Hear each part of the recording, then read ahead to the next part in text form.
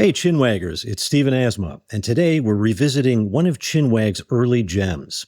You might remember our fascinating conversation with retired FBI criminal profiler and internationally recognized homicide expert, Candice DeLong. She's also the host of the hit podcast, Killer Psyche. Just ahead, Paul, Candice, and I dive into the labyrinthian world of serial killers and the intricacies of criminal profiling. But before we dive in, I want to tell you about another incredible podcast hosted by Candice DeLong that you don't want to miss. A tale as bizarre as it is terrifying, Natural Selection, Scott versus Wild Bill. It's a true story of a wealthy American retiree framed for multiple murders in the tropical expat hideaway of Bocas del Toro, Panama, by a fugitive con man turned serial killer named William Wild Bill Holbert. So check out Natural Selection, Scott versus Wild Bill, wherever you get your podcasts. You will love it. All right, Waggers, let's get into it. Here's our Chinwag with Candice DeLong. Hello, our guest today is Candice DeLong, a former FBI criminal profiler and psychiatric nurse. Yeah, she has actually been called the real-life Clarice Starling. Amazing. And she has a hit weekly podcast called Killer Psyche. And that is found anywhere you listen to podcasts like this one that you are torturing yourself listening to now. She has seen and heard some very dark shit, right, Steve? Oh, most definitely. And we're going to find out what else runs through her mind, like her thoughts on astrology, which she thinks is bullshit. All right, here we go.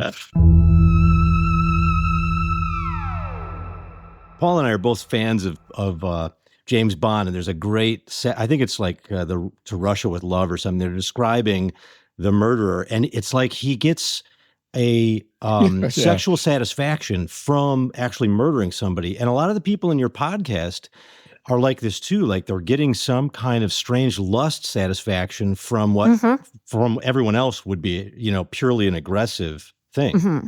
Right. Well, most male serial killers, that is part of the motivation. They're hunting. And when they get their prey, they exercise a few things. It usually starts with manipulation. Mm-hmm. And for a serial killer, especially the smarter ones, and they tend to be smarter than the average bear, they would call it the lure. And that is another word for it, to lure. Uh-huh. But for me, a better word would be manipulation. And that could be something as simple as a killer, he's in a bar, he's spotted someone that appeals to him, and here's the manipulation. Say, let me walk you out to your car. This is a pretty dangerous neighborhood. And, you know, that's the manipulation. And then secondly, when they've got them in their zone and they get them away, then the next part of it is domination, manipulation, domination, and finally control, complete control. And then when they have that, they like to humiliate the victim. Sometimes sexual humiliation, sometimes physical humiliation. But sex is generally a part of it. It's funny, that idea that they're so much more intelligent. They genuinely do have higher IQs than, like measurably smarter than, because there's something about it. It's such an interesting combination of the animal and the super intellectual thing is weird. That's right. Really weird. I'm not saying super intellectual, but the average IQ is what, 100? So many of them are above that. There is one in particular I'm aware of, Edmund Kemper. The co-ed killer, and I was a teenager Oh, sure. No, I know Ed Kemper. I don't know him, but I know of him. Right. Yeah. Yes. IQ of 145. Right. But that's along with the high IQ, he had tremendous insight. I've seen many interviews. So he's one of the few serial killers I've ever seen interviewed that actually realized he was killing young women because he hated his mother. But this is an interesting thing. I actually wanted to ask you about Ed Kemper because of precisely that. I know that he's super smart, and I know that there's this sort of sense with him because I've seen him interviewed, and he seems to have a kind of rational realization that I I did something really screwed up and I know why I did this really screwed up thing. But I'm always like, does he really know it? Or has he learned to tell us that he really knows it? Because the cunning of these guys is such that can he ever really understand what he's done? Or is he like a learned behavior of being kind of like, I guess I'm supposed to say I'm sorry about this, so I'm going to say I am. Well, it's a good question. I've seen one particular interview of him, one of the many I've seen. If he was lying, I need to get into another line of work. Really? It was he was talking about when he actually did kill his mother. Yeah. What it meant to him. He did violate her corpse, his words. Yeah. And he did it, he said, because he realized she was the one that had to die, or young women were going to continue to die, that they were symbolic. And when he decided to kill her, it was premeditated, but he was very emotional about it. And she had invited a friend over for lunch. It was Easter Sunday. Oh shit! And he killed the friend too. And he killed both of them. Huh. Yeah, he did. And he just did horrible things. I mean, the insight into that he had into himself was profound. Fascinating. The vast majority of the vast majority of male serial killers, certainly a lot of when we do tremendous research for the podcast, say their childhoods were maybe idyllic isn't a word they use, but they rarely admit to abuse, neglect, trauma. They rarely admit to it. Yeah, Jeffrey Dahmer, like notoriously, when they were interviewing him afterward, everyone sort of expected him to fit this pattern where he was abused tremendously, and he was like, my mom and dad were good to me. My childhood was good. He had this strange, like, he wanted to, cut up and, torture animals, but he was like, it was really more like I could have been a taxidermist if things had been different for me. Mm-hmm. And he was saying, like, don't blame my mom and dad. He's like, I just got too into this. And so it's weird. He kind of doesn't, he fits it, but he doesn't because he does the animals. But he wasn't abused. At least he says he wasn't abused. Is the animal thing, is the killing animals thing, is that like a real tip off that you've got a serial killer in the making? Well, there's this phenomenon we call the homicidal triad.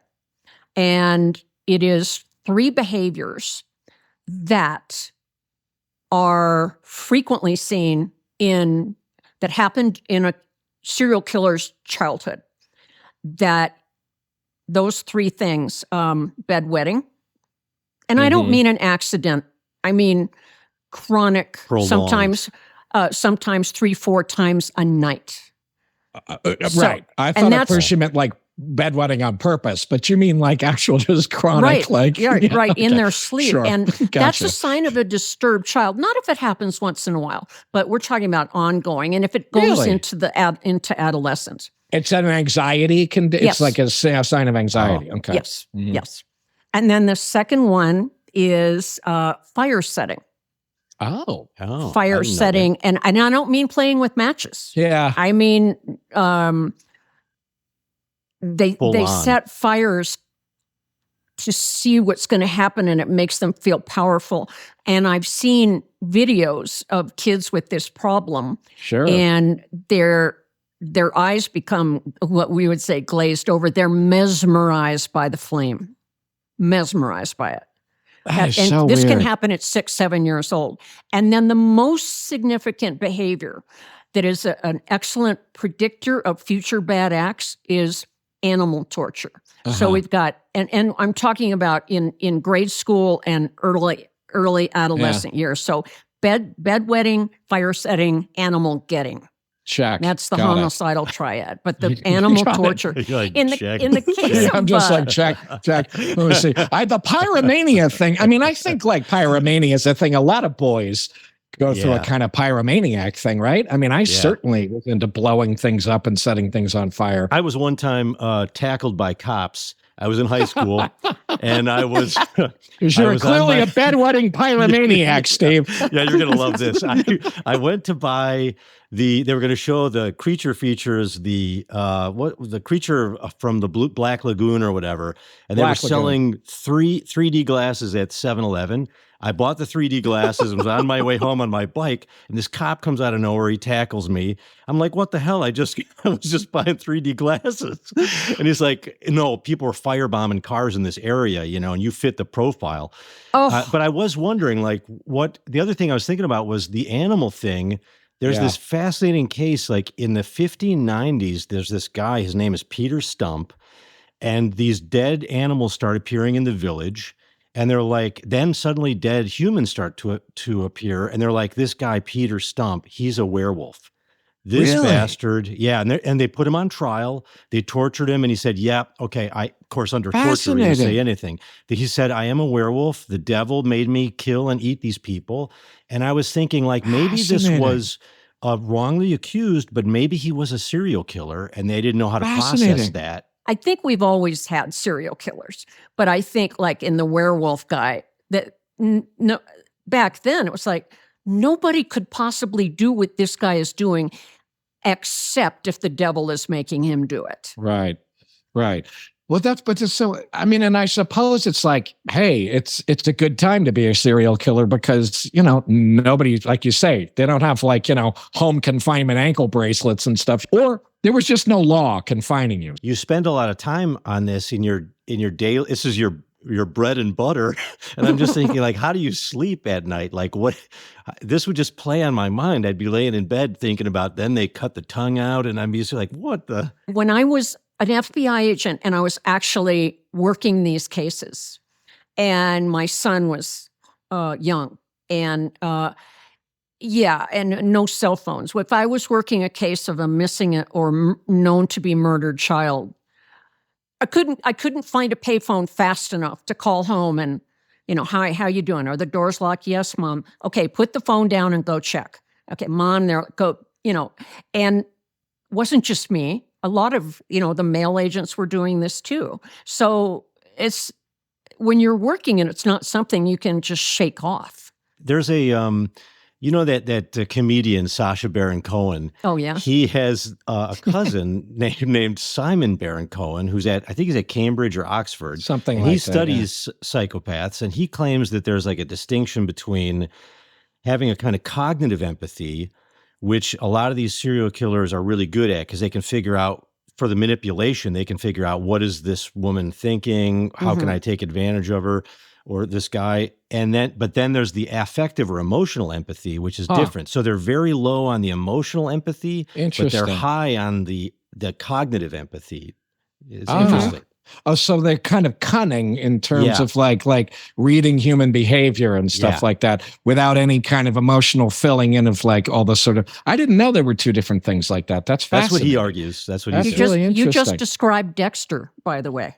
Oh, really? Because he has the cognitive thing and not the emotional thing? He would, in the series, you hear him narrating. He does his own voiceover, what's going on in his mind. And he's always thinking, okay, how am I supposed to respond to this so that I look normal? Right. And that's my point about like Ed Kemper and stuff. It's like, do you learn at some point how to look normal? You know what I mean? Like how to appear to be normal, the learned behavior. Yeah, I think if there's a chance of them ever getting out of prison, or maybe they're not convicted yet, they're awaiting trial, they're going to pretend to be normal.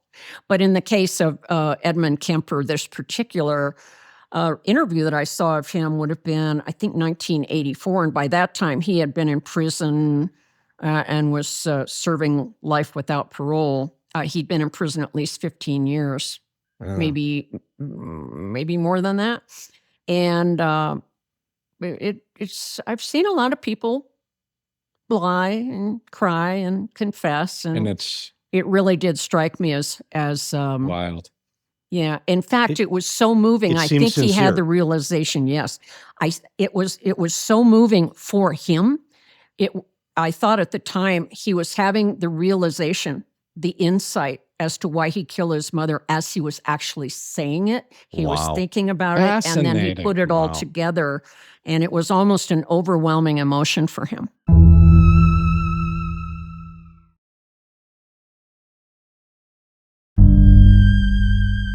You know, I once was gonna for a part that I was playing a stalker. And I thought, well, I'm going to watch a little bit of Dahmer, who was a kind of stalker who went, a little too far. And I remember watching that interview. Yeah, a little too far. But I remember watching the interview he did with his father. He did a kind of famous interview with his father that's sort of remarkable to watch. And I can remember finding myself feeling an enormous amount of sort of sympathy. I guess I couldn't call it empathy, or I would be sitting there with him in a jail cell. But I was feeling sort of sympathy with him until he began to sort of talk. He went off on a kind of tangent about his kind of religious awakening. And I was like, that's right. He's crazy. I forgot, not just because of the religious thing, but I was like, oh, that's right. He's crazy. But so that's again why I have this sort of, I'm divided between like, really do these guys are they manipulating you by emulating the emotion in a seemingly sincere way? I don't know, Well, they very well may be, and I think probably early in their criminal career, if they were in front of a jail psychiatrist or prison psychiatrist, and they had a chance of getting out, they're going to learn how to be good actors. Actors. I was just going to say, listen, most of the actors I know are complete psychopaths, at least, or at the very least sociopaths, which is, but I wonder too sometimes what it would be like, how easy it would be, how interesting it would even be to play one of these guys. I don't know. Like the complete absence of, I don't know exactly necessarily how I would do it, or even if it would be that interesting, ultimately, like, there's such a kind of blankness. There's something's missing that makes it interesting to act people like this, So it's like I don't know but people always want to play them. So maybe there is something kind of interesting. Sometimes I noticed that sometimes, like you and you've talked about this, Candice, in your podcast too, is sometimes the person has this overwhelming aggression and they lose their temper in a way that ends up murdering somebody. But in other cases, it's a cold detachment. It's not like hot anger. It's this lack of feeling or emotion. And I guess if you were playing one, Paul, you'd have to like choose, or maybe it's some combination of the two. I don't know. Maybe it is a combination. Like, for instance, the BTK killer, who I have an unhealthy fascination with. He's a guy that I can't quite get a real read on that guy, what the deal is, how smart he was, how sort of cold he was, how bestial he was, all these things you just said, Steve. It's like, it's hard to know. One of the most amazing things I think as an actor I've ever seen is that kind of crazy testimony he did where he's sort of standing in a bad, weird kind of white suit, and he's sort of narrating his crimes, and you can tell he's getting off on everybody, getting every juicy detail out of this thing. But the kind of dispassionate and helpful way that he's talking about it is just freaky to me. And he's a really interesting case to me because he seems to embody all these different elements of these. I know the interview you're talking about. Yeah, a lot of people say the same thing. He talks about killing a family of 4, including 2 little kids, and hanging one of them. Yeah.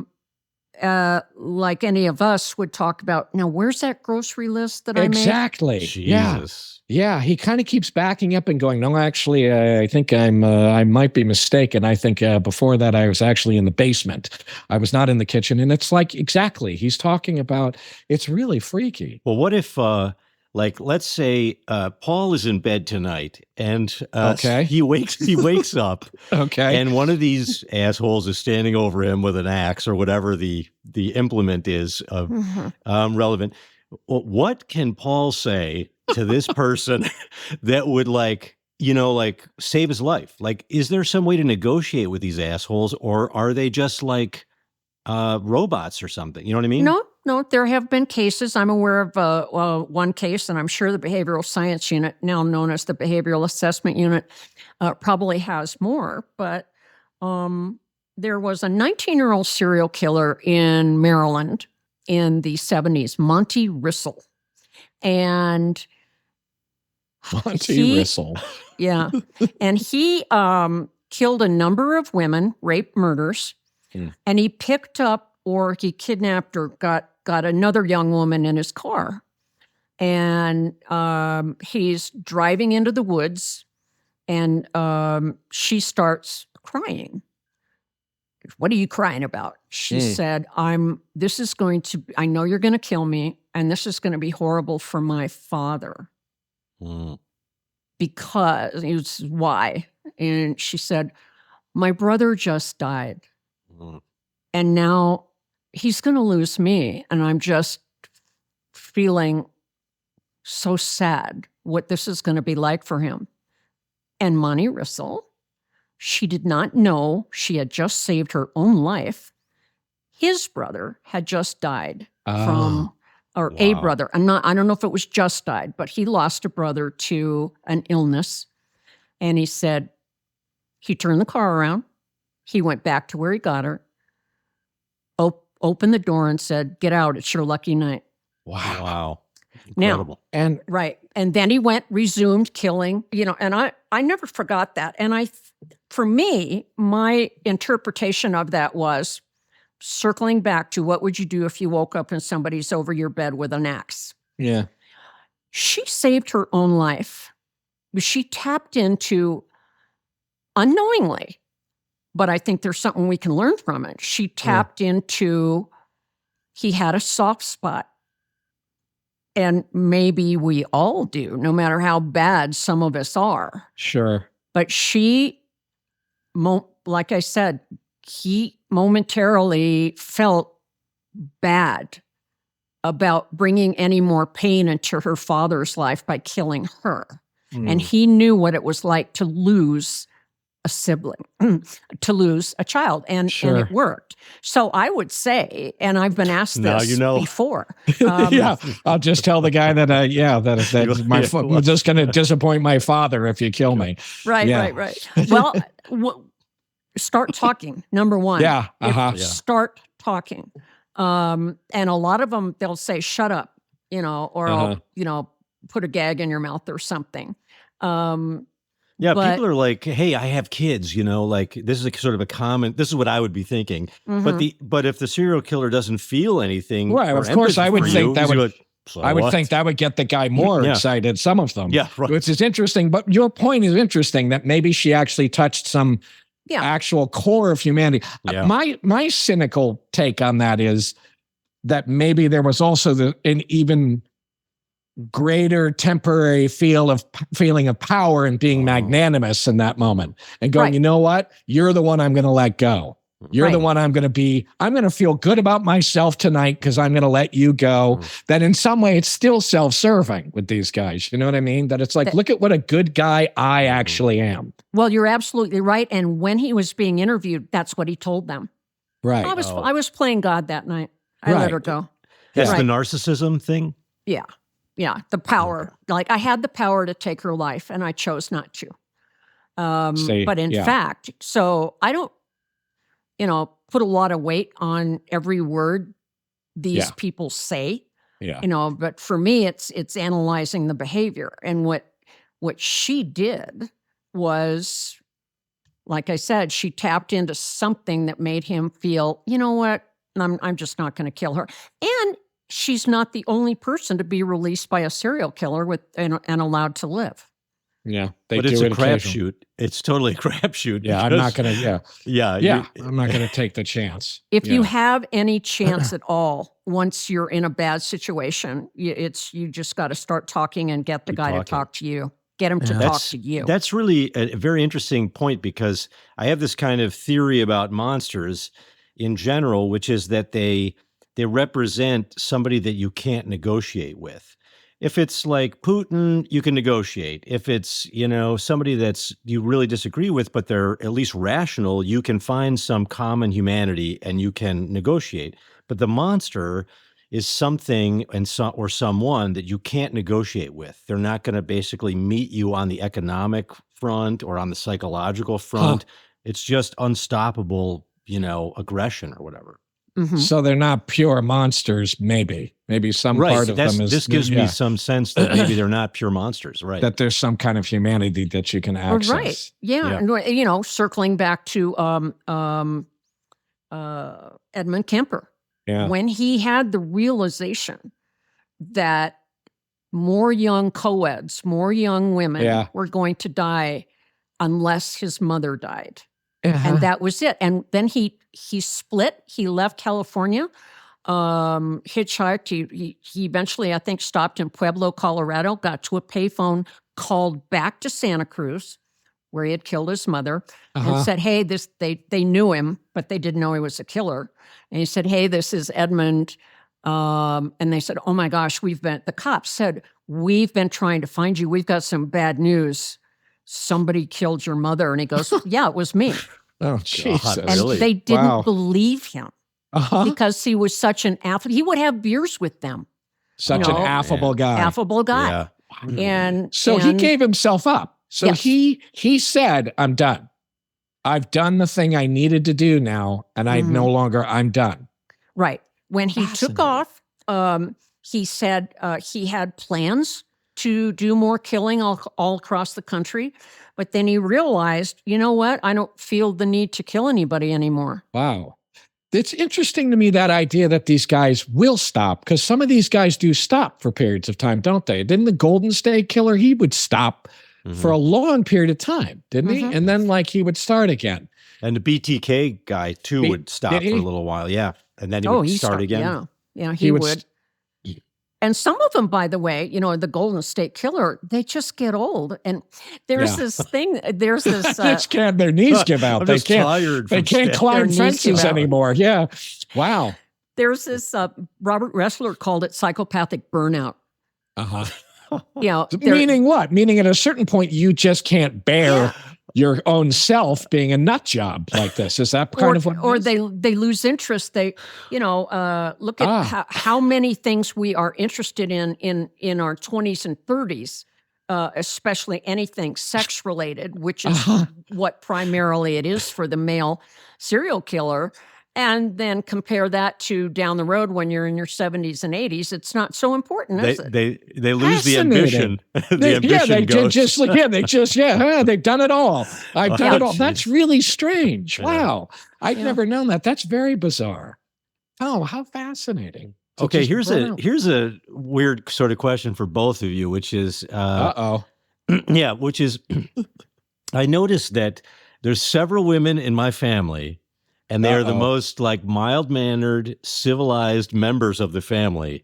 And if you ask, and they'll be like, "Oh, I can't watch football; it's too violent." And then you realize they're watching these horrifying, macabre shows, where they're and that's when they dissected the body, and they're like, "Oh, fascinating! What's going on with that? Is there some connection between, being really?" Is it repression? I don't know. Yeah. What do you think? What's the thing that drives you then to be interested in this stuff in that way, especially if you're a peaceable person? I get asked that question a lot. And when I was in nursing school, I had to take some electives, and I took them in criminology and abnormal psychology and things like that because... And at the time, I was working in maximum security psychiatry, Northwestern University Hospital, Institute of Psychiatry. I wanted to know what made horrible people do horrible things. And we rarely had anybody that had committed a crime admitted to Northwestern. Northwestern's a private hospital.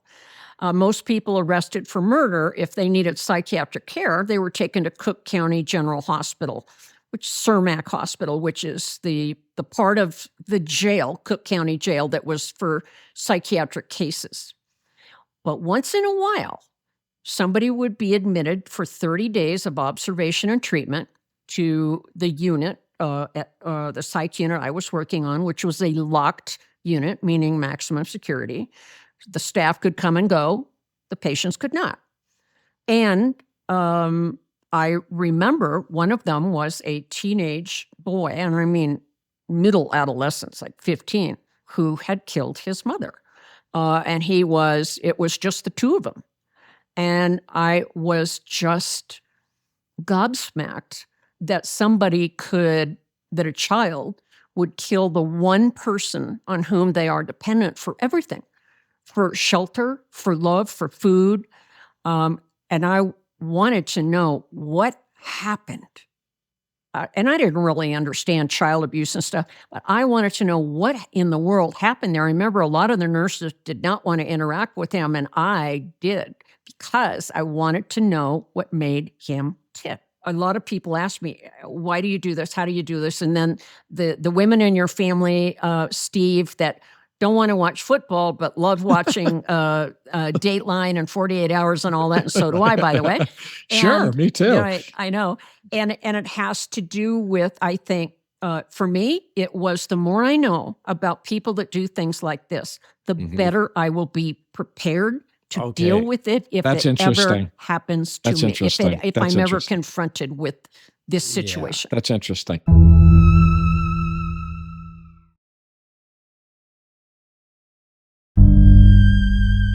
I have this weird thing that's always fascinated me. I don't know if any of you guys have an opinion about this, but it is that thing of, why do I like to be scared? Because I have that thing. And I think that's a function of what's going on with me with this stuff, is it ties into monsters, werewolves. I was fascinated by the same things at the time I was scared of the Son of Sam. So I think in some weird way, I was probably getting a weird thrill out of thinking the Son of Sam was going to shoot me on the streets of Queens that I got watching The Mummy's Curse or something like that. That there was some kind, so that almost in the opposite way is this unsolvable mystery of it that's exciting to me somehow. Why? It's the same thing you're saying, but it's the opposite side of it in a weird way. Like, I know I'll never know what makes a person monstrous like this, and somehow that's exciting to me. Yeah, well, you have the adrenaline rush is exciting. So it's like going to like an amusement park. Yeah, just to see a movie, let's say, that's scary because you're in a safe place, but it's also frightening. But then, like Candice was saying, there's a kind of adaptive quality because you can kind of prepare. There's like a virtual rehearsal. I think women really have to deal with the aggression. Men commit like, what is it, like 90% of murders and aggression. Women have to like figure out who's going to be like trustworthy, who's going to be dangerous. Yeah. And like all these Lifetime shows are sort of about like, well, I thought he loved me. And then all of a sudden he started killing people. Yeah. No, he's definitely menacing me. Right. Yeah, I suppose that's true. Another interesting psychological thing that is fascinating to me are the women who fall in love with these guys or marry these guys too, because there's that strange thing, somebody goes and marries, like Richard Ramirez. Did he marry somebody? One of those guys married somebody, didn't he? Yep. Yeah. And it's like, and listen, I look at Richard Ramirez and I'm like, hey, he's kind of a good looking guy. It's like, I can see it, but then I can't go beyond at a certain point. And that's a fascinating thing to me too. That feels like it's a function of this same thing we're talking about somewhere in there too, with those women who do that. Yeah. And what's his name? Ted Bundy. Yeah. Did he marry somebody? He did. And he actually, during his trial for the murder of the two girls at the Chi Omega sorority in Florida, he was representing himself, classic psychopath move. And during the trial, he turns to her and he asked her to marry him while he's in the process of cross-examining. That's a great play. Right. It really is. That's the way to win her heart. Yeah, that's amazing. It gets better. Okay. So even after convicted and sentenced, she still believed everybody was wrong about him. Somehow he was sentenced to death penalty. Somehow or other, she conceived his child. Yes. Candice, you're killing me. Did she have the baby? Yeah. She did. It's a daughter. It's a girl. Oh my God. And so, wow, I did not know that. So there's obviously somebody out there in the world who's not wanting to be known as Ted Bundy's daughter, I'm sure. I'm guessing you're right. Yeah. Probably a name change going on there. I would think so. But that's a whole fascinating thing. I once in typical fashion started reading a book I didn't finish, but it was about it was the BTK killers. It was Dennis Rader's daughter who was having to sort Carrie of like Rowling, yeah. And have you ever spoken with her, or you ever I mean, that's a whole thing. That's a whole other side of this that's inconceivable too. I mean, it's like how those people. Yeah, she thought he was a regular dad, right? Sure. Wasn't she just totally? But to her, he was. He was, exactly. Okay, he was a regular dad. That's what's crazy. That's why it was. It's terribly, terribly hard on families when they find out that a father, a husband, is a serial killer, has done these horrible things to women, sometimes women and children. Yeah. Very, very, very difficult. Crazy. We needed to, like, through this episode, we needed to have like unicorns and like rainbows and shit. Just to, we have to have something. I know it is a tricky. It's a gonna be tricky like the subject. darkest. No, it's very dark. It's an incredibly dark topic, and you get into the whole. I mean, please, I don't even want to bring up Ed Gein and all that stuff because then you're getting into like cannibalism and stuff like that.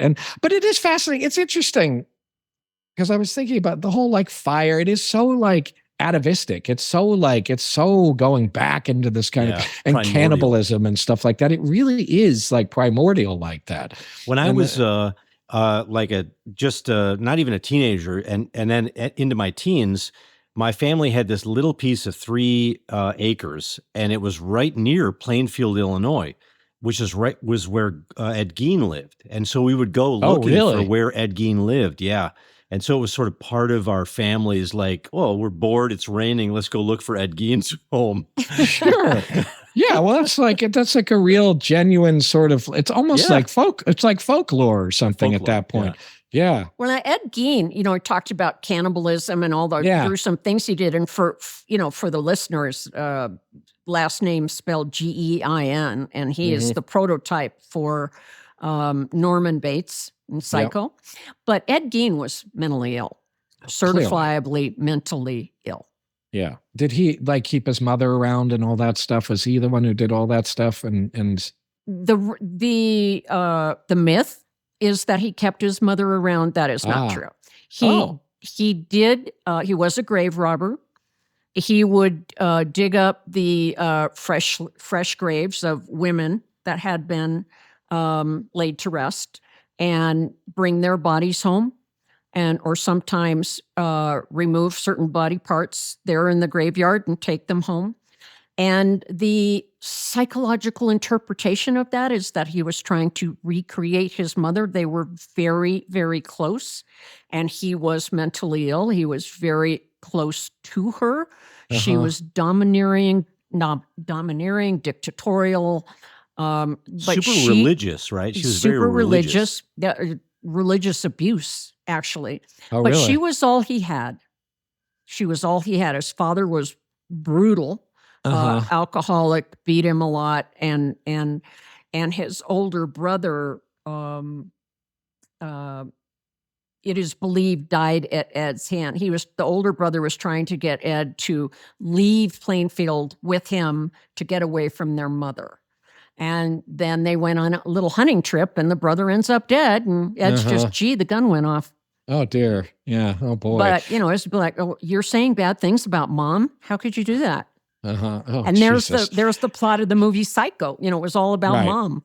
Right. So he was like getting body parts to kind of reassemble some sort of like body of his mother, like it was some sort of resurrection thing going on for his mother. That is the interpretation of a psychologist that treated him he was in a high maximum security psychiatric hospital until he died. And that is the opinion of that psychiatrist, that he was trying to recreate his mother.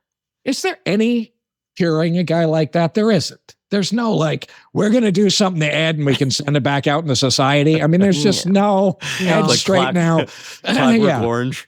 Yeah, there's nothing you can really do for a person like this, can you? I mean, some of these guys, do they just bomb them with drugs and electric? Like, what do they do to keep them like steady? Because it's like you're going to have a bunch of these guys in prison. They're all going to, I mean.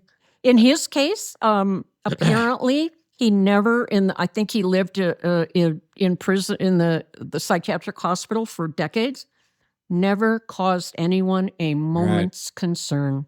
Yeah. Okay, now here's related to that. I have a question, which is, my mom was a psychiatric nurse like yourself for like, she was like a nurse for 40 years. And she said that in her opinion, and I know this is a stereotype and I don't know whether it accords with your opinion, but she thought that everybody got weirder during the full moon.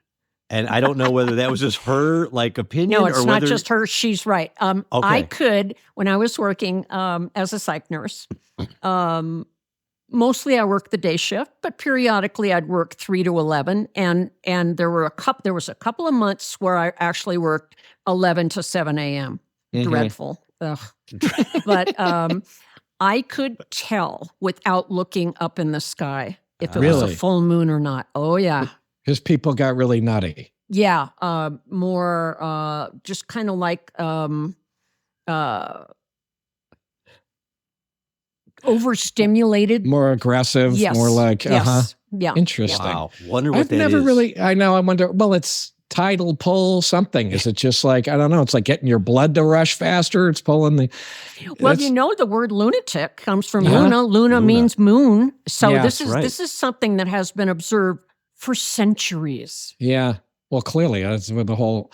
This is just a point of personal interest. Do you buy all that kind of astrological stuff? Are you just... Are you? No, I absolutely do not. Not at all. 'Cause you're Not a at pretty rational person. You don't buy that there's any sort of like... No. Not at all. No. No. Well, then in this case, then, do you think it's like some gravitational pull, tidal pull? Like, is that a natural explanation, you think? Probably. Yeah. I think there's a natural explanation for everything. And if we don't have an explanation, it's only because we haven't figured it out. Okay, Paul, you should let fly on this. Now, what is your view about astrology? No, I don't. No, I mean, it's moon. just...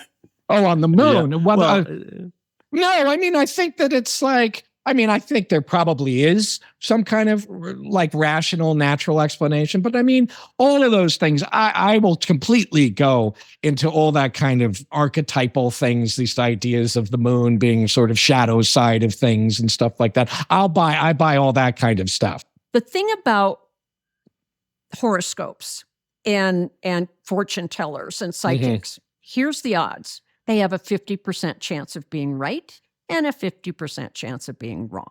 You don't buy any of this crap. You're just like, you don't, it's fun. It's more, I don't know that I think it's literally true like that. Like, I don't really buy that either, that I'm going to look at my daily horoscope and know like today, whatever's going to happen to me. I feel like there's sort of imaginative ways in which it's meaningful for people and some kind of larger ways you can look at it that can actually be helpful sometimes, I think, to think, no, but the specific like day-to-day thing, no, I don't totally buy that. I don't totally buy that. And I wonder if people like who were mentally ill, and we didn't have like a paradigm of mental illness. We had a theological paradigm.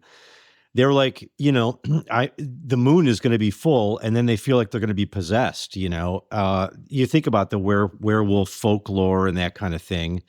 It's a way of sort of understanding these sort of natural changes that occur to us. Maybe they are spiritual, maybe they're paranormal, maybe they're naturalistic. You know, here's what I learned during this Chinwag.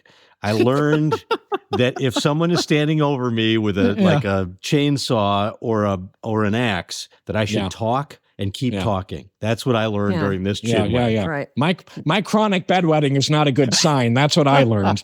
That's what I learned to hear today. But this has been really awesome, Candice. Well, it was fun. Yeah, it really was. Thank you very much. I enjoyed it. It was a real pleasure. Absolutely. We didn't get to some things like the weeping killer and stuff like that, but we'll have to do it again. That's a fascinating one. It is a fascinating one. But I always think that guy's got to be disappointed that he's the weeping killer and he's not like, you know, that he gets that lame moniker. But anyway, thank you so much. Take care. Lock your doors. Indeed. Lock doors.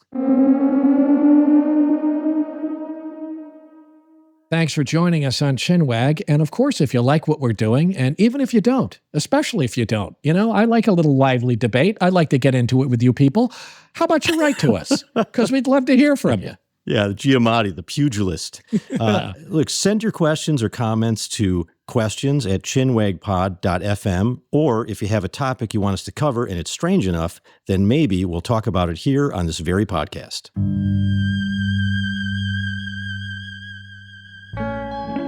Chinwag is a production of Treefort Media and Touchy Feely Films, hosted and executive produced by Paul Giamatti and Stephen Asma. Executive producers for Treefort are Kelly Garner and Lisa Ammerman.